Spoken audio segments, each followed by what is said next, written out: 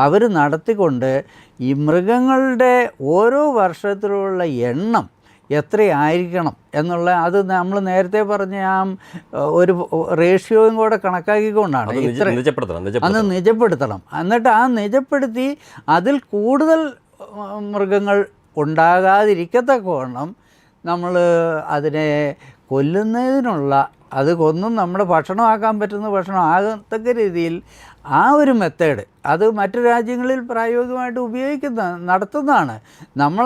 അതിനോട് മുഖം തിരിഞ്ഞ് നിൽക്കുന്നത് വാസ്തവത്തിൽ നമ്മുടെ മനുഷ്യരോട് മുഖം തിരിഞ്ഞ് നിൽക്കുന്ന പോലുള്ള ഒരു സാഹചര്യമാണ് ഇപ്പോൾ വന്നിരിക്കുന്നത്. കിട്ടുകയും ചെയ്യും. ഇപ്പം ആദിവാസികളും കർഷകരാണെങ്കിലും തൊഴിലില്ലാത്ത ആളുകൾക്കും മറ്റു പണിക്കാർക്കും ഇപ്പം ഈ വനത്തിൽ നടത്തുന്ന ഈ തരത്തിലുള്ള നിർമ്മാണ പ്രവർത്തനങ്ങൾക്ക് തൊഴിൽ കിട്ടുന്നുണ്ട്.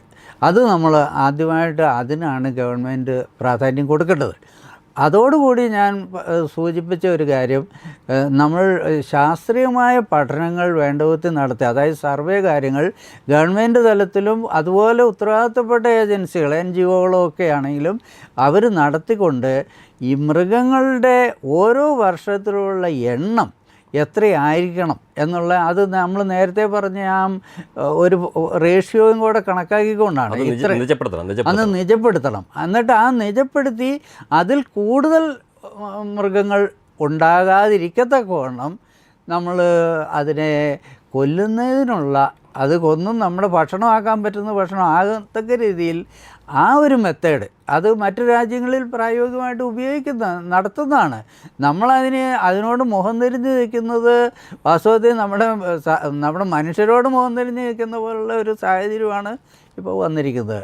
ഇപ്പോൾ ഇതാണ് പ്രധാനമായിട്ടും ഞാൻ ഉയർത്തിക്കാട്ടുന്നത്. അതായത് ഒന്ന്, വനപ്രദേശങ്ങളിൽ മൃഗങ്ങൾക്ക് ആവശ്യമായ പല നിർമ്മാണ പ്രവർത്തനങ്ങൾ ചെയ്യുക, പിന്നെ അവരുടെ നമ്പറുകൾ നമ്മൾ നിജപ്പെടുത്തിക്കൊണ്ട് ആവശ്യമുണ്ടെങ്കിൽ അവയെ കൊല്ലാനും കൂടെ അവസരം ഉണ്ടാക്കുക.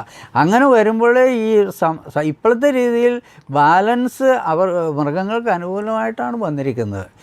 ഇപ്പം മനുഷ്യൻ്റെ തട്ട് താഴെ മൃഗങ്ങൾക്കാണ് കൂടുതൽ പ്രജനനവും എണ്ണം കൂടാനും ഒക്കെയുള്ള സാധ്യത അവർക്ക്. അത് ഒരിക്കലും ശരിയല്ല.